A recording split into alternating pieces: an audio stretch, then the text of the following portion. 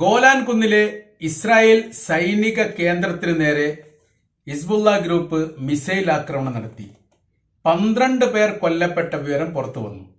എന്നാൽ missile പതിച്ചത് football ഗ്രൗണ്ടിലാണ്, സൈനിക കേന്ദ്രത്തിലല്ല എന്ന റിപ്പോർട്ട് ഇസ്രായേൽ തന്നെ സ്ഥിരീകരിക്കുകയും ചെയ്തു. യുദ്ധം തുടങ്ങിയതിനു ശേഷം ആദ്യമായിട്ടാണ് 12 ഇസ്രായേലി പൗരന്മാർ ഒരേ സമയം കൊല്ലപ്പെട്ട വിവരം ഇസ്രായേലി ഗവൺമെന്റ് തന്നെ സ്ഥിരീകരിക്കുന്നത്. ഇത് യഥാർത്ഥത്തിൽ രാജ്യത്തെ ഞെട്ടിച്ചിരിക്കുന്ന സംഭവമാണ്.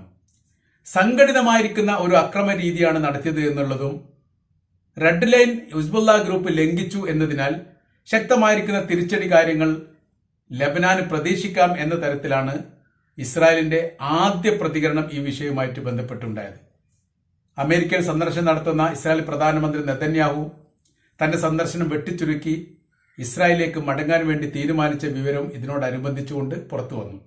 മരണപ്പെട്ടത് 12 പേരാണെങ്കിൽ 30ഓളം ആളുകൾക്ക് പരിക്കേറ്റിരിക്കുന്നു എന്നുള്ളതും ചില ആൾക്കാരുടെ നില ഗുരുതരമാണ് എന്ന തരത്തിലുള്ള വിവരമാണ് ഇപ്പോൾ പുറത്തു വന്നിരിക്കുന്നത്. അത് ശക്തമായിരിക്കുന്ന മിസൈൽ ആക്രമണമാണ് തുരുതുരെ ഇസ്രായേലിന്റെ ഗോലാൻ കുന്നിന് നേരെ നടത്തിയത്. അങ്ങനെയാണ് ഈ മരണസംഖ്യകളൊക്കെ ഇത്ര അധികരിക്കാൻ വേണ്ടി കാരണം. പ്രതിരോധിക്കാൻ വേണ്ടി സാധിച്ചിട്ടില്ല, അല്ലെങ്കിൽ പ്രതിരോധ സംവിധാനങ്ങളൊക്കെ തകർത്തെറിയുന്ന രീതിയിലായിരുന്നു അക്രമം ഉണ്ടായത് എന്ന വിവരങ്ങളൊക്കെ ഏകദേശം ഇപ്പൊ തന്നെ ഇസ്രായേലി മീഡിയകൾ തന്നെ സ്ഥിരീകരിച്ചിരിക്കുകയാണ്.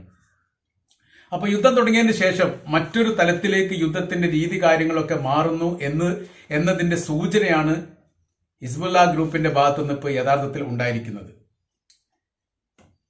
ഈ ലെബനാനെ ആക്രമിക്കുന്നതിൽ നിന്ന് ഒഴിവാകാൻ വേണ്ടി വലിയ രീതിയിലുള്ള ശ്രമങ്ങൾ നടത്തണമെന്ന് ഇസ്രായേൽ ഇതിനു മുൻപ്, അമേരിക്ക ഇതിനു മുൻപ് ഇസ്രായേൽ തന്നെ മുന്നറിയിപ്പ് നൽകിയിരിക്കുന്നു. യുദ്ധത്തിന്റെ രീതി കാര്യങ്ങളൊക്കെ മാറുന്ന ഒരു സ്ഥിതിവിശേഷം വന്നാൽ അനിയന്ത്രിതമായിരിക്കുന്ന രീതിയിലേക്കാണ് കാര്യങ്ങൾ പോവുക എന്നതിനാൽ ലെബനാൻ ആക്രമിക്കുന്നതിൽ നിന്ന് പിന്നോട്ടം നിൽക്കണം എന്ന് ആദ്യമായിട്ട് തന്നെ പറഞ്ഞത് അമേരിക്കയാണ്.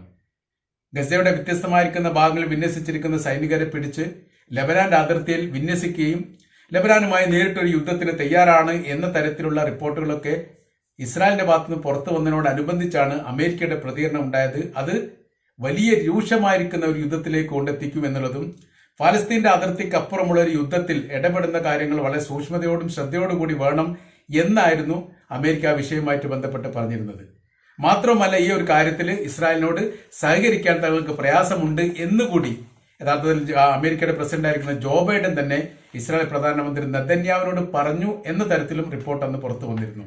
കാര്യം എന്ന് പറയുന്നത്, ഫലസ്തീൻ വിട്ടുകൊണ്ട് കളിക്കുന്ന സമയത്ത് അതിലേക്ക് മറ്റുള്ള രാഷ്ട്രങ്ങൾ ഇറങ്ങി വരാൻ സാധ്യതയുണ്ട്.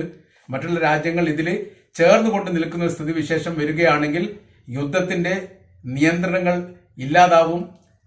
അതോടൊപ്പം തന്നെ മറ്റുള്ള രീതിയിലേക്ക് ഈ യുദ്ധം വ്യാപിക്കാനുള്ള സാധ്യതയും, ഇറാൻ ഈ വിഷയത്തിൽ നേരിട്ട് ഇടപെടാൻ വേണ്ടി സാധിക്കുന്ന തരത്തിലേക്ക് കാര്യങ്ങൾ പോകും എന്നൊക്കെയായിരുന്നു അന്നത്തെ രാഷ്ട്രീയപരമായിരിക്കുന്ന ചർച്ചയും വിഷയവും ഉണ്ടായിരുന്നത്.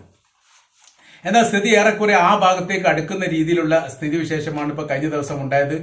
ഇസ്രായേലിന്റെ ഗോലാൻ കുന്ന് എന്ന് പറഞ്ഞാൽ 1967 അറബ് ഇസ്രായേൽ യുദ്ധത്തിൽ സിറിയയിൽ നിന്ന് പിടിച്ചെടുത്ത പ്രദേശമാണ് ഗോലാൻ കുന്ന്.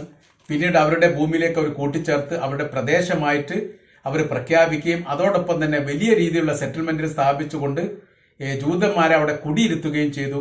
അവിടെ വലിയ രീതിയിലുള്ള സൈനിക കേന്ദ്രങ്ങളും സംവിധാനങ്ങളും സുരക്ഷാ സംബന്ധമായിരിക്കുന്ന അയോൺ ഡോം പോലെയുള്ള സംവിധാനങ്ങളൊക്കെ യഥാർത്ഥത്തിൽ ഉണ്ടായിരുന്നു.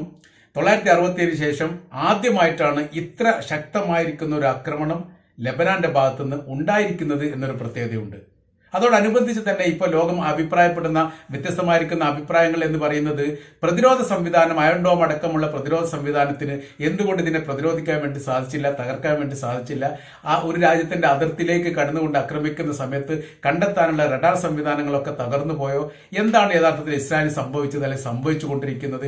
ഇപ്പോൾ ഏതൊരു പ്രാദേശിക പാർട്ടികൾക്കും അല്ലെ പ്രാദേശിക വിഭാഗത്തിനും ഇസ്രായേലിനെ ആക്രമിക്കാൻ പാകത്തിൽ യഥാർത്ഥത്തിൽ ഇസ്രായേൽ തളർന്നു പോയിട്ടുണ്ട് എന്ന രീതിയിലുള്ള റിപ്പോർട്ടുകളൊക്കെയാണ് ഈ അക്രമത്തോടു കൂടി തന്നെ പ്രചരിക്കുന്നത്.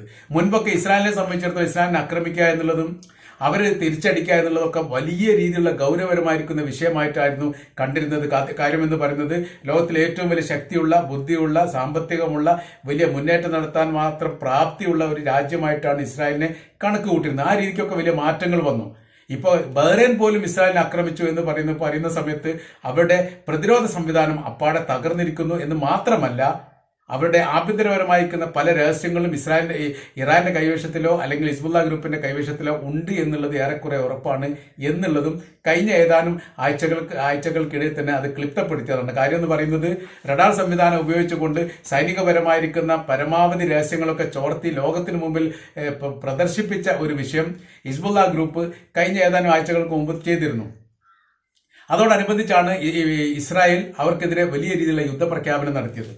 ആ യുദ്ധപ്രഖ്യാപനമാണ് പിന്നീട് എവിടെയും ഇല്ലാത്ത രീതിയിൽ അവസാനിച്ചത്. കാര്യമെന്ന് പറയുന്നത്, ലെബനാന്റെ അതിർത്തി കടന്നിട്ടുള്ള ഒരു അക്രമം ഉണ്ടാവുകയാണെങ്കിൽ തീർച്ചയായിട്ടും ന്യായവും അന്യായവും നോക്കാതെ, നിരപരാധികളെയും അപരാധികളെയും നോക്കാത്ത രീതിയിൽ തങ്ങൾ ഇസ്രായേലിനെ ആക്രമിക്കും. ഇപ്പോൾ ഞങ്ങൾ ലക്ഷ്യമാക്കുന്നത് ഇസ്രായേലിന്റെ സൈനികരെയും സൈനിക സംവിധാനത്തെയും ഒക്കെയാണ്. പക്ഷേ ഈ ലെബനാന്റെ ഭാഗത്തുനിന്ന് ഒരു യുദ്ധം ഉണ്ടാവുകയാണെങ്കിൽ അവർ സാധാരണക്കാരെ പോലും ബാധിക്കുന്ന തരത്തിലായിരിക്കും യുദ്ധം എന്നൊരു ഭീഷണിപ്പെടുത്തൽ കൂടി ഹിസ്ബുള്ള ഗ്രൂപ്പിന്റെ ഭാഗത്തുനിന്ന് ഉണ്ടായതോടുകൂടിയാണ് ആ യുദ്ധത്തിൽ നിന്ന് തൽക്കാലമായ രീതിയിൽ അവർ മാറി നിന്നത്. എന്നാൽ സ്ഥിതിക്ക് മാറ്റം വന്നു. ഇപ്പോൾ വലിയ രീതിയിലുള്ള ആക്രമണം ഹിസ്ബുള്ള ഗ്രൂപ്പിന്റെ ഭാഗത്തുനിന്ന് ഉണ്ടായി എന്ന് മാത്രമല്ല, അത് വലിയ രീതിയിലുള്ള മാനക്കേടും ഇസ്രായേലിനെ സമ്മാനിച്ചിരിക്കുന്നു എന്നുള്ളതാണ്. പ്രതിരോധ വകുപ്പുമായിട്ട് ബന്ധപ്പെട്ട് ഡാനിൽ അഗാരി തന്നെ പറഞ്ഞ കാര്യം, ഞങ്ങൾ അശമനരായിട്ട് നോക്കി നിൽക്കുമെന്ന് കരുതേണ്ട, തീർച്ചയായിട്ടും ഇതിന് ആക്രമണം ഉണ്ടാവും അല്ലെങ്കിൽ പ്രതികാരം ഉണ്ടാവും എന്ന തരത്തിലാണ് പറഞ്ഞത്. എന്നാൽ ഏത് തരത്തിലാണ്, എങ്ങനെയാണ് എന്നതിനെക്കുറിച്ചുള്ള ഒരു ഐഡിയയും ഇപ്പോഴും പുറത്തു വന്നിട്ടില്ല എന്നൊരു പ്രത്യേകതയുണ്ട്. അപ്പോൾ ഈ ഇസ്രായേലിന്റെ അക്രമത്തെ പ്രതിരോധിക്കാനുള്ള എന്തെങ്കിലും സംവിധാനങ്ങളൊക്കെ ലെബനാന്റെ അതിർത്തി ഭാഗങ്ങളിൽ ഉണ്ടാക്കി വെച്ചിരിക്കുന്നു എന്ന തരത്തിലും ഏറെക്കുറെയൊക്കെ പ്രാദേശിക റിപ്പോർട്ട് ഈ വിഷയവുമായിട്ട് ബന്ധപ്പെട്ട് ഇടപെട്ടുകൊണ്ട് സംസാരിക്കുകയാണ്. കാര്യം എന്ന് പറയുന്നത്, ഈ പാലസ്തീനുമായിട്ട് ബന്ധപ്പെട്ട വിഷയത്തിന് ശാശ്വതമായ പരിഹാരം ഉണ്ടാവാത്തിടത്തോളം കാലം തീർച്ചയായിട്ടും തങ്ങളെ ഇസ്രായേലിനെ തലങ്ങും വിലങ്ങും നിന്ന് ആക്രമിക്കുമെന്ന് ഏതാനും ദിവസങ്ങൾക്ക് മുമ്പ് തന്നെയാണ് ഹിസ്ബുള്ള ഗ്രൂപ്പും അതോടൊപ്പം തന്നെ ഹൂത്തികളും പറഞ്ഞത്. അതുകൊണ്ട് ഹൂത്തികളുടെ ഭാഗത്തു നിന്ന് അവർ ചെങ്കടലുമായിട്ട് ആക്രമിക്കുന്ന സ്ഥിതിയിൽ നിന്ന് മാറ്റം വരുത്തി ഇസ്രായേലിന്റെ തലസ്ഥാനത്തേക്ക് കഴിഞ്ഞ പ്രാവശ്യം ഡ്രോൺ ആക്രമണം നടത്തുകയും വലിയ രീതിയിലുള്ള നാശനഷ്ടങ്ങൾ ഉണ്ടായിരിക്കുന്ന റിപ്പോർട്ട് പുറത്തു വന്നതിനോടനുബന്ധിച്ച് കുറഞ്ഞൊരു ഇടവേളയ്ക്ക് ശേഷമാണ് വീണ്ടും ഹിസ്ബുള്ള ഗ്രൂപ്പിന്റെ ആക്രമണം ഉണ്ടാകുന്നത്. ഇതിനെ പ്രതിരോധിക്കാൻ വേണ്ടി ഇസ്രായേൽ സാധിക്കാത്തതിന്റെ നാണക്കേട് യഥാർത്ഥത്തിൽ അവർക്കുണ്ട്. അത് ഏത് തരത്തിലാണ് അവരുടെ ഭാഗത്തുനിന്ന് പ്രത്യാക്രമണം ഉണ്ടാവുക എന്നുള്ളതിനെ കുറിച്ച് വ്യത്യസ്തമായിരിക്കുന്ന അഭിപ്രായങ്ങൾ ഇപ്പോഴും പ്രചരിച്ചുകൊണ്ടിരിക്കുകയാണ്. ഇറാന്റെ മലീഷ്യകളെ നിയന്ത്രിക്കാൻ അന്താരാഷ്ട്ര തലത്തിൽ വലിയ രീതിയിലുള്ള ഐക്യപ്പെടലുകൾ വേണം. പ്രതിരോധമുണ്ടാക്കാൻ വേണ്ടി അബ്രാം കരാറിൽ വ്യവസ്ഥ ചെയ്യപ്പെട്ട രാജ്യങ്ങളൊക്കെ ഇസ്രായേലിനോടൊപ്പം ചേർന്ന് നിൽക്കണമെന്നാണ് ഏതാനും ദിവസങ്ങൾക്ക് മുമ്പ് തന്നെ ഇസ്രായേലിന്റെ പ്രധാനമന്ത്രി നെതന്യാഹു തന്നെ അഭിപ്രായപ്പെട്ടത്. അമേരിക്കയാണ് പൂർണ്ണ രീതിയിൽ ഇസ്രായേലിനെ പിന്തുണക്കുന്നത് എന്നതിനാൽ അമേരിക്കയുടെ ആ പിന്തുണ ഉറപ്പുവരുത്താൻ വേണ്ടിയിട്ടാണ് യുദ്ധം തുടങ്ങിയതിനു ശേഷം ആദ്യമായിട്ട് ഇസ്രായേൽ പ്രധാനമന്ത്രി നെതന്യാഹു അമേരിക്കയുടെ പ്രസിഡന്റിനെ സന്ദർശിക്കാൻ വേണ്ടി എത്തിയത്. അത് രണ്ട് വിഷയം അതിൽ പറയുന്നുണ്ട്. ഒന്ന്, ജോ ബൈഡൻ വരാൻ പോകുന്ന തെരഞ്ഞെടുപ്പിൽ സ്ഥാനാർത്ഥിത്വത്തിൽ നിന്ന് മാറി നിന്ന് കമലാ ഹാരിസ് അതിന്റെ സ്ഥാനാർത്ഥിത്വത്തിലേക്ക് വരികയും ചെയ്തു. അതോടൊപ്പം തന്നെ ട്രംപ് മറ്റൊരു ഭാഗത്ത് നിൽക്കുന്നു. ഇസ്രായേലിന് ഇവര് ഭാവിയിൽ പ്രസിഡന്റായി വന്നാൽ ഏത് തരത്തിലാണ് പിന്തുണ നൽകുക എന്ന കാര്യങ്ങളൊക്കെ ഒരു ഉറപ്പ് വരുത്താൻ വേണ്ടിയിട്ടാണ് യഥാർത്ഥത്തിൽ യുദ്ധമുഖത്ത് നിന്ന് ഇസ്രായേലിന്റെ പ്രധാനമന്ത്രി അവിടെ എത്തിയതിനു ശേഷം അവർ പാർലമെന്റിനെ സംബോധന ചെയ്തു. അവരവരുടെ കാര്യങ്ങൾ പറഞ്ഞു. എന്നാൽ പാർലമെന്റിന്റെ അകത്തും ഇസ്രായേലിനെതിരെ ഇസ്രായേൽ പ്രധാനമന്ത്രിക്കെതിരെ പ്രതിഷേധമുണ്ടായി. പുറത്ത് അദ്ദേഹം താമസിക്കുന്ന ഹോട്ടലിനെതിരെ പ്രതിഷേധമുണ്ടായി. വലിയ രീതിയിലുള്ള പ്രതിഷേധം തന്നെയാണ് യഥാർത്ഥത്തിൽ ഇസ്രായേലിന്റെ പ്രധാനമന്ത്രി അമേരിക്കയിൽ എത്തിയതോടനുബന്ധിച്ച് ഉണ്ടായത് എന്നൊരു പ്രത്യേകതയുണ്ട്. അപ്പൊ അങ്ങനത്തെ ഒരു പ്രത്യേക സാഹചര്യത്തെ രാഷ്ട്രീയപരമായ രീതിയിൽ ഇസ്രായേലിനെ സംബന്ധിച്ചിടത്തോളം ഇത് ഒരുപാട് കാലം നിലനിൽക്കില്ല എന്നും ബോധ്യപ്പെട്ടതിന്റെ അടിസ്ഥാനത്തിൽ ഒന്നുകൂടി അമേരിക്കന്റെ സഹായങ്ങൾ ഉറപ്പുവരുത്താൻ വേണ്ടിയിട്ടാണ് അമേരിക്കയിലേക്ക് പറഞ്ഞത്.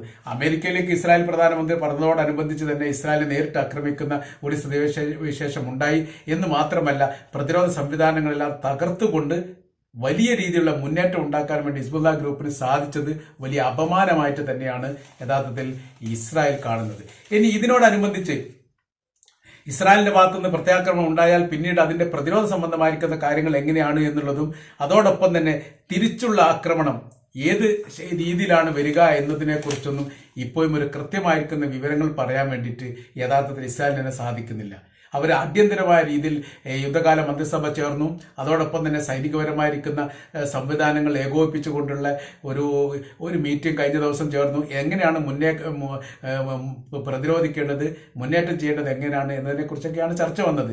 ഏതായിരുന്നാലും ഈ ലെബനാൻ ആക്രമിച്ചിട്ടില്ലെങ്കിൽ അത് മാനക്കേടാണ്, അതുകൊണ്ട് ആക്രമിക്കണം എന്നുള്ള അഭിപ്രായം തന്നെയാണ് ബഹുഭൂരിപക്ഷം മുന്നോട്ട് വെച്ചത് എന്നാണ് അറിയാൻ പറ്റിയത്. ഞങ്ങൾ സൈലന്റ് ആയ രീതിയിൽ നിൽക്കുന്ന ഒരു ടീമല്ല. തീർച്ചയായിട്ടും ഞങ്ങൾക്ക് വലിയ മുറിപ്പാടുണ്ടായിരിക്കുന്നു. ഒക്ടോബർ 7-ാം തീയതി ഈ രാജ്യത്തിന്റെ അകത്ത് കയറി ആക്രമിച്ചതിന് സമാനമായിരിക്കുന്ന ഒരു സ്ഥിതിവിശേഷമാണ് ഇവിടെ ഉണ്ടായിരിക്കുന്നത്. ഒരേ സമയത്ത് തന്നെ ഇത്ര പേർ മരണപ്പെടുന്നത് ഒക്ടോബർ 7-ന് ശേഷം ആദ്യമായിട്ടാണ്. ആയതിനാൽ വലിയ തിരിച്ചടിക്ക് സാധ്യതയുണ്ട് എന്ന് അടയാളപ്പെടുത്തുന്ന രീതിയിലുള്ള പ്രതികരണമാണ് ഇസ്രായേലിന്റെ പ്രധാനമന്ത്രിയുടെയും പ്രതിരോധ വകുപ്പിന്റെയും ഭാഗത്തുനിന്ന് ഇപ്പോൾ ഉണ്ടായത് എന്നുകൂടി നമ്മൾക്ക് ഇതിൻ്റെ ഇടയിൽ വായിച്ചെടുക്കാൻ വേണ്ടിയിട്ട് സാധിക്കുന്നതാണ്.